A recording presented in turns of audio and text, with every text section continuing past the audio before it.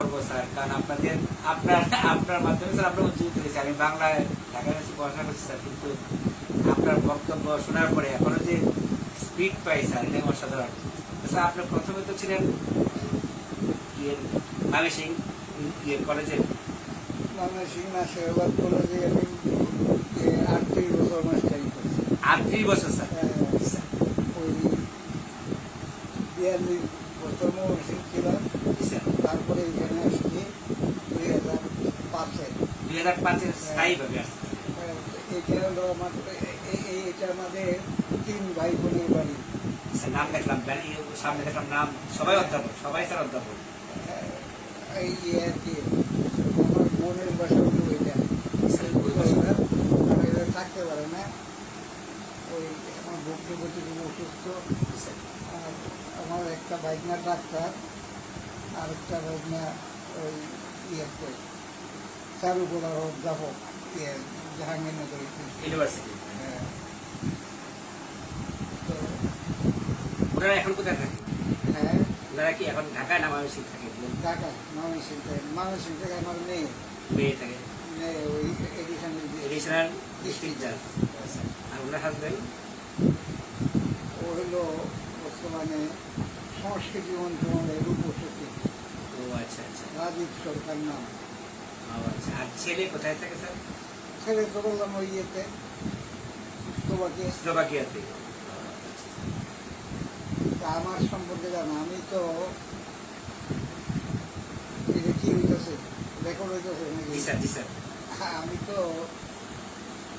বঙ্গবন্ধু নিহত হওয়ার পরে জি স্যার। অনেকে ধরে নিয়ে গেল। 76 সনের মার্চ মাসে আমাকেও ধরে নিয়ে যায়। ময়মনসিংহে গেছিলাম 18 মাস। 18 মাস। ওইখানে আমার সঙ্গে গিয়েছিল 50 রক্ত হইলাম। তারপরে আমাদের যে রাষ্ট্রপতি হয়েছিলেন হামিদ সাহেব, উনিও ছিলেন আপনাদের যে? হামিদ সাহেবের আমি পাশাপাশি বেরিয়ে থাকতাম। তো ওইখানে ওই পাঠচক্রের মতো হতো, বিভিন্ন বিষয় নিয়ে আলাপ আলোচনা হতো। আচ্ছা আচ্ছা। তা আমি সেখানে আলোচনা করতাম। তো সবাই বলে যে আপনি এগুলি বলেন, লেখেন না কেন? মানে ওই কথাগুলো বইয়ের আকারে দেখা যায়। লেখেন না কেন? জি স্যার। আমি বললাম আমার লেখার উপর আমার বিশ্বাস নেই, কারণ বাংলা সাহিত্য এত দুর্বল না, বলছেন সরকার না লেখলে ক্ষতি হবে। না স্যার, আপনার তো অবশ্যই। তারপরে ওইখানে একজন নিয়ে আসলো ডিপটি জেলার ফরহাদ নাম।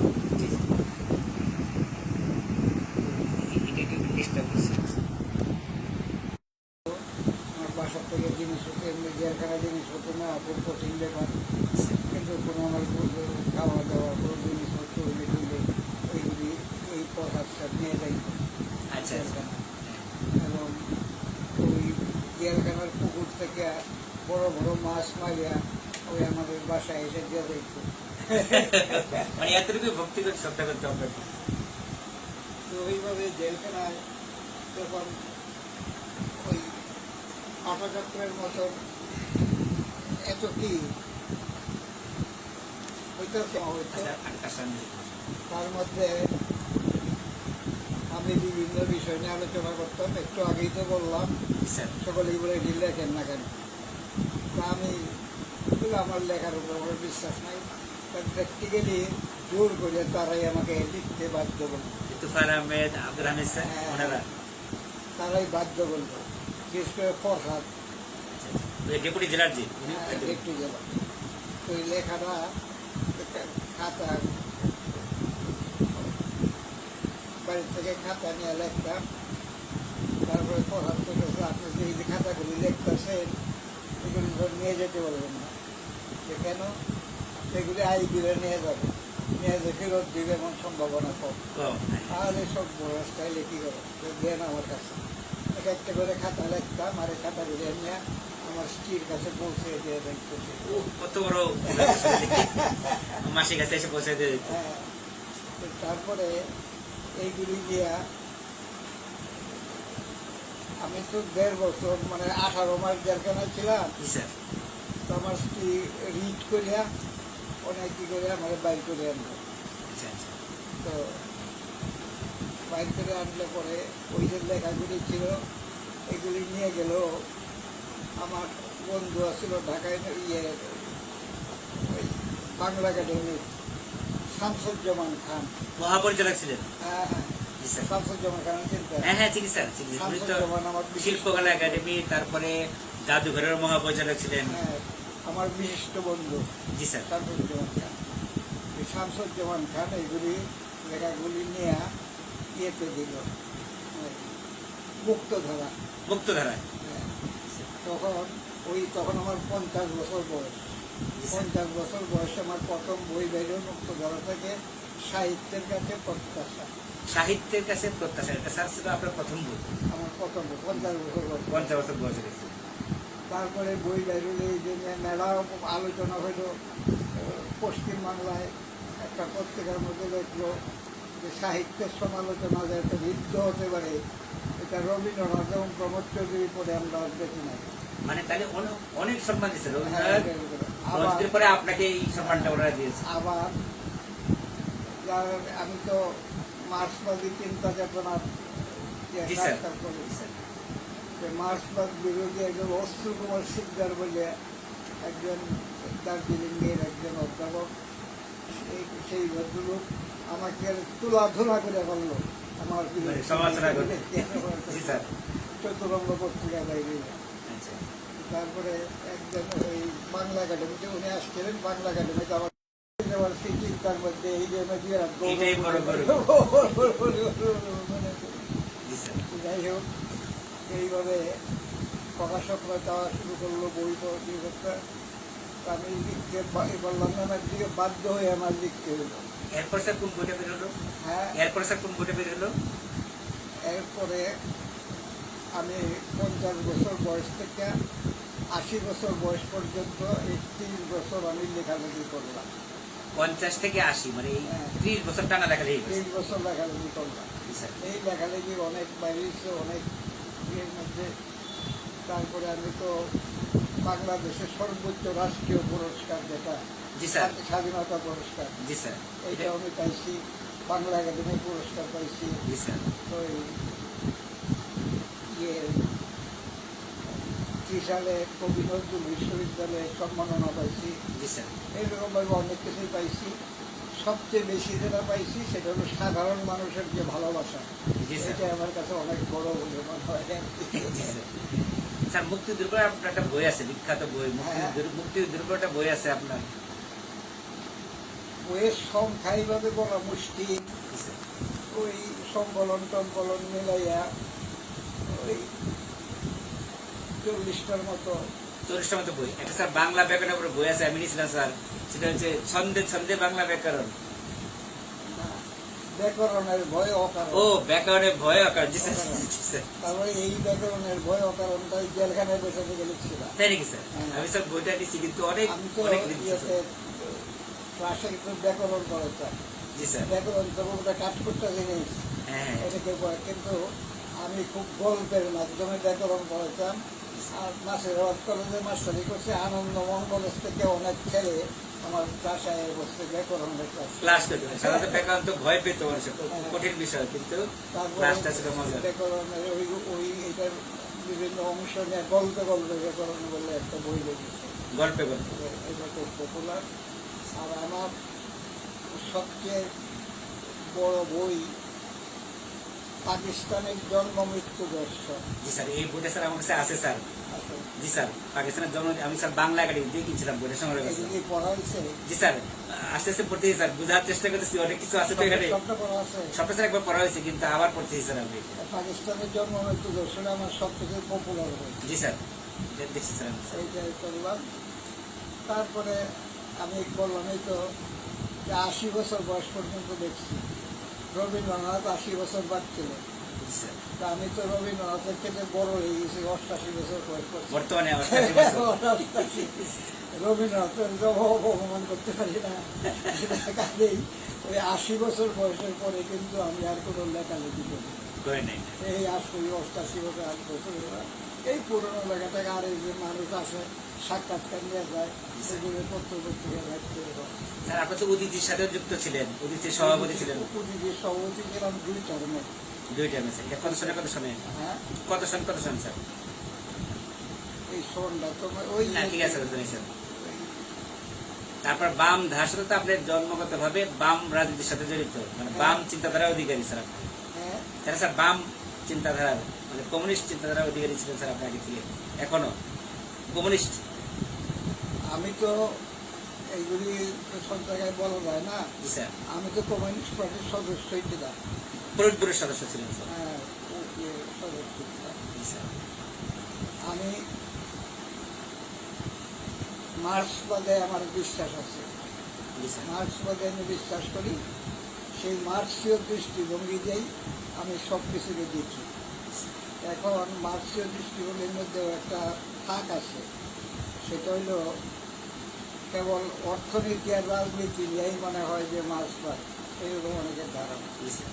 কিন্তু প্রকৃত বস্তবে মানুষের চিন্তা চেতনার উপরেও মার্ক্সবাদের যে প্রভাব আছে সেটা পাভলভ, হ্যাঁ, পাভলভ একজন বিখ্যাত মনোবিজ্ঞানী, তিনি সেটা দেখাইছেন। সেই পাভলভীয় ধারা আমি ওই 1960-এর দশকে আমাদের দেশে কিন্তু রাশিয়ার থেকে, চীন থেকে বইপত্র আসা শুরু হয়েছে। 1960-এর দশকে? 60-এর দশকে 65-60 আমি এই সমস্ত বই পড়তাম। ওই সাইকোলজি হিউম্যান লাইকিং বলে একটা বই, প্লেটানোভের লেখা।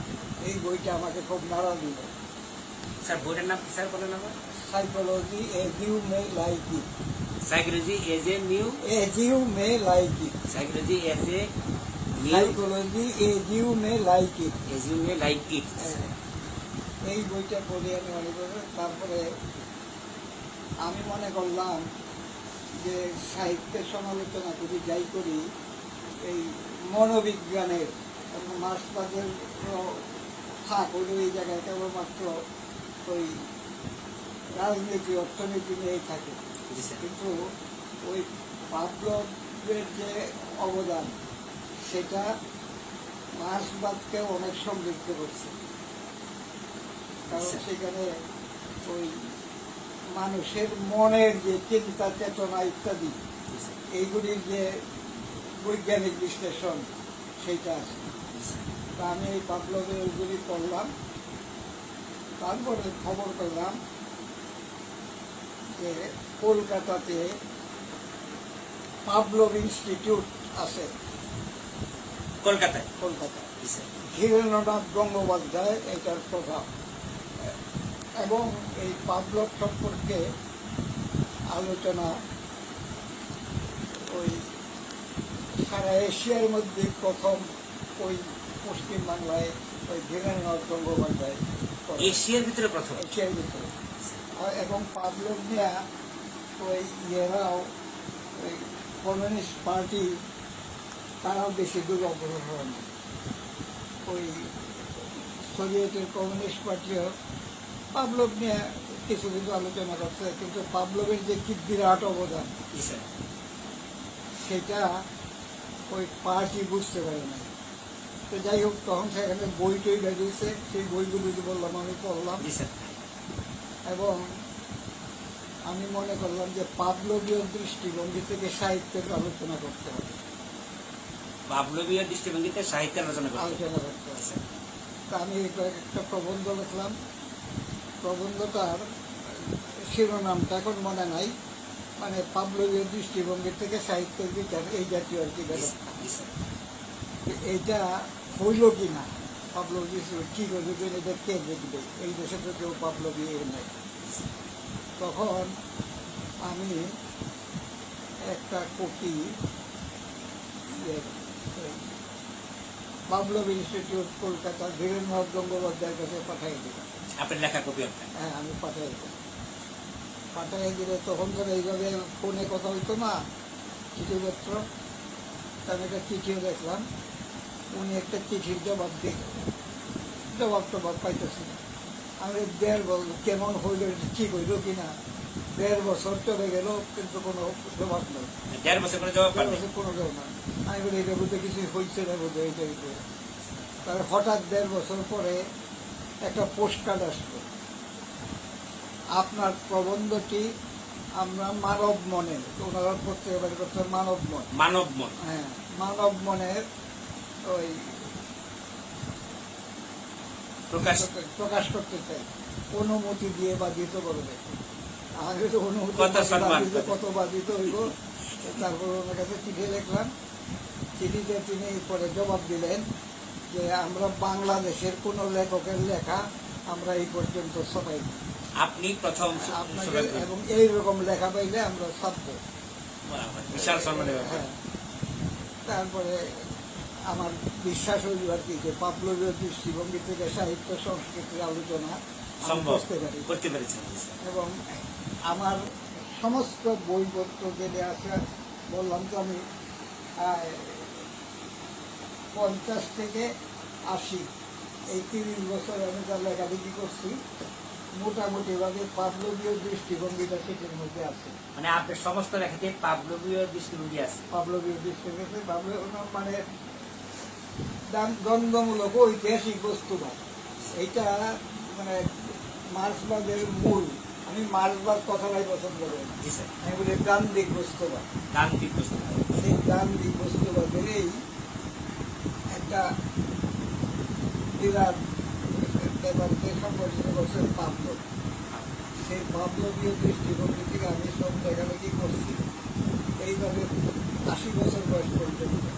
তা আমার 50 বছর বয়সে প্রথম বই বেরিয়েছে সাহিত্যের কাছে প্রত্যাশা। সাহিত্যের কাছে প্রত্যাশা। সর্বশেষ বইটা মনে আছে স্যার? হ্যাঁ, সর্বশেষ বই কোনটা মনে আছে স্যার? মনে আছে। আর সর্বশেষ বই বেরিয়েছে আমার 80 বছর বয়সে। ওটার নাম? প্রত্যয় প্রতিজ্ঞা প্রতিভা। প্রত্যয় প্রতিজ্ঞা প্রতিভা। এরপরে আমি লিখে নিয়ে কিছু আপনি যা দিয়েছেন স্যার, এটি তো আমাদের জন্য অনেক। এবং আমরা তো আপনাদের নৃত্য করা বাসী গর্বিত না, আমাদের সারা বাংলা সাহিত্য এটা সমৃদ্ধ হয়েছে এবং সারা দেশ। সেইটা যতীন সরকারের প্রবন্ধ। যতীন সরকারের প্রবন্ধ আমি না মমি, এটা একটা থিসিস। Thesis। এই থিসিস দেখে PhD ডক্টরেট পাইছি আলহামদুলিল্লাহ এবং স্যার। জাহাঙ্গীর ইউনিভার্সিটিতে সে টিচার হয়েছে। টিচার হিসেবে ওনার নাম হচ্ছে আমেনা মমি। আমি না মমি। যতীন সরকারের প্রবন্ধ, এটা থিসিস এবং এটার উপরে পিএইচডি করে উনি প্রবন্ধ সাহিত্য, সমাজ রাজনীতি সাহিত্য। সমাজবাদী সাহিত্য এবং এটার উপরে থিসিস করে পিএইচডি করে উনি এখন জাহাঙ্গীর ইউনিভার্সিটির হ্যাঁ, শিক্ষকতা করছেন। টিচার। আমরা স্যার গর্বিত স্যার। তারপরে অনেক বিশেষ করে স্যার ওই বইটাতে বলছিলেন আপনি স্যার, ওই যে এই মুক্তিযুদ্ধ যে বইটা ছিল সবচেয়ে বিখ্যাত যে বইটা স্যার, আপনি এই বইয়ের নামটা স্যার আবার বলেন তো স্যার? পাকিস্তানের জন্মমৃত্যু হয়েছিল। পাকিস্তানের জন্ম দর্শন স্যার, এই বইটা স্যার আমার কাছে আছে এবং অনেকগুলো বই স্যার আমি সংগ্রহ রাখছি স্যার আপনার। আমি স্যার বাংলা শিক্ষকতা করি স্যার, আপনি আমাকে পরামর্শ দেন স্যার, উপদেশ স্যার। আমি স্যার কিভাবে স্যার সামনে দিকে স্যার যাবো স্যার? কারণ আমরা তো একেবারে ধুলিকোনা আপনার সামনে স্যার, কিন্তু এর সামনে দিকে কিভাবে যাবো স্যার? এটা পরামর্শ দেন স্যার। এটা হলো আমাকে শ্রদ্ধা করে বলে এটা। না স্যার, এটা স্যার আমাদের পরম পাওনা স্যার। আপনি স্যার আমাকে পরামর্শ দেন স্যার, উপদেশ স্যার, কিভাবে স্যার সামনে দিকে এগিয়ে যাবো? এখন এইখানে ইয়ে বাসা নিচ্ছে নাকি? জি স্যার। বাসায় ফ্যামিলি নিয়ে থাকে। আমার স্ত্রী স্যার আমার 3 মাসের এপ্রিল মাসের প্রথম দিকে জয়েন হয়েছে, কিন্তু বন্ধ ছিল তো, কিন্তু 28 তারিখ থেকে মূলত ক্লাস শুরু করছে। এইখানে বাসায় সময় নেওয়া হয়েছে। বাসা স্যার আগে থেকে ছিল, আমার শ্বশুর বাড়ি এখানে আর কি স্যার। আমি ছিলাম স্যার নোয়াখালী 23 বছর। 23 বছর স্যার নোয়াখালী ছিলাম, নোয়াখালীতে চাকরি করছি 23 বছর। নোয়াখালী জি স্যার। কি চাকরি? এই শিক্ষকতাই করছি স্যার। মাস্টারি। ও রে বাবা, ওর 25 বছর কত শুনে কত? 2001 স্যার এপ্রিল মাসের প্রথম। আমি 2005 থেকে এখানে আছি। জি স্যার। আমি স্যার ওই আমি আজকে জয়েন করিয়া পরে আপনার দেখা করার জন্য বাতিজা ছিল, ওকে নিয়ে পরে চলে আসি তাড়াতাড়ি। তোমার পুরো নামটা কি? আমার পুরো নাম হচ্ছে সৈয়দ মারুফুজ্জামান, ডাক সৈয়দ মারুফুজ্জামান, ডাক নাম রাসেল। মারিফুজ্জামান। মারুফুজ্জামান। মারুফ জি স্যার। উজ্জামান। মারুফুজ্জামান। আচ্ছা আচ্ছা। ঢাকা ইউনিভার্সিটি থেকে বাংলা এমএ করছো? জি স্যার। কোরিয়ানে করছো? জি স্যার। 95 পাস করছি, 97 তত এর সাথে। এগুলো পরিচয় ইয়ে, আমাদের তখন সময় BNP এই করেছে। ছিল। জি স্যার। অমুক সনের ছাত্র অমুক এই যে এই অবস্থা, এখন তো আমি দেখি এই যে শিক্ষা ক্ষেত্রটাই সবচেয়ে মানে বাজে অবস্থার মধ্যে পড়ছে। জি স্যার, আপনি এক জায়গায় বলছেন, আমি এটা অনেক আগে এই কি বলে জাতীয় বিশ্ববিদ্যালয়, এটা একটা বিজাতীয় ব্যাপার। আমি অনেককে দেখি ইউনিভার্সিটি MA পাস করে সাধারণ বাংলা MA সাধারণ প্রস্তুতি বেশ করে পড়ার দিকে পড়ার তো নাই, আমাদের ভিতরে পড়া সাধারণভাবে তো কতগুলো জিনিস জানতে হবে। আমি কালকে একজন আমার এখানে আছে, সে অনার্স পরীক্ষা দেবে বাংলা, চতুর্থ বর্ষ অনার্স। আমি তাকে জিজ্ঞেস করবো অনার্স হ্যাঁ মেয়ে তো এডিশনাল জাজ ময়মনসিংহ, মেয়ে তো এডিশনাল। এডিশনাল ডিস্ট্রিক্ট জাজ। ওনার ছেলে মেয়ে দুইজন, ছেলে মেয়ে নাই, দুইটা ছেলে। দুইটাই ছেলে। বড় ছেলে কিসে পড়ে? নাতি, বড় নাতি? আর ছোট ছেলেটাও ভালো। ছোট ছেলেটা এত চমৎকার মানে স্মৃতিশক্তি এত সাংঘাতিক। মাশাআল্লাহ স্যার। এই ছোটদের রামায়ণ, ছোটদের মহাভারত এগুলি সব পড়ছে, আর মাশাআল্লাহ। এনে পড়ছে। তা আমি জিজ্ঞেস করলো যে মহাভারতে কি আছে, 18টা পর্ব আছে। মহাভারতে 18 পর্ব তার মুখস্থ। 18টা পর্বের নাম কইতে পারো? সে পট পট পট পট করে 18টা। আমি তো আদি সভা বনের পরে আর কইতে পারি না। হ্যাঁ, পট পট করে 18টা পর্বের নাম কই গেল। আর বড় নাতি তো 7-এ বলছেন, ও তো লেখালেখি করে নাকি? বড় নাতি তো কিছু কিছু লেখালেখি করে। মাইকেল সম্পর্কে স্যার একটা লেখা বলছিলেন যে মাইকেল সম্পর্কে কি লিখছেন? হ্যাঁ। একটা মাইকেল মধুসূদন সম্পর্কে কি একটা লেখা লিখছে না? হ্যাঁ, মাইকেল সম্পর্কে একটা লেখা দিছে এবং খুব ভালো লেখা। এটা কোন পত্রিকায় জানি ছাপা হয়েছিল আর কি। স্যার নানার গুণ পাইছি, হ্যাঁ। নানার গুণ পাইছি। না না এরকম। এই যে আইও হয় না, আর মেয়ের জামাই তো লেখালেখি করে স্যার না? মেয়ের জামাই খুব ভালো লেখে, অনেক বই বেরিয়েছে। ও আচ্ছা আচ্ছা। ওনার নাম কি? এই যে আইসা বড়, ওনার নাম কি স্যার? হ্যাঁ, ওনার নাম কি? ও আমার মেয়ে রাজীব সরকার। রাজীব সরকার। আর আমার মেয়ের নাম হয়েছে এই সুদীপ্তা সরকার। সুদীপ্তা সরকার। সুদীপ্তা। নমস্কার, মাসি ভালো আছে? ভালো না আপনাদের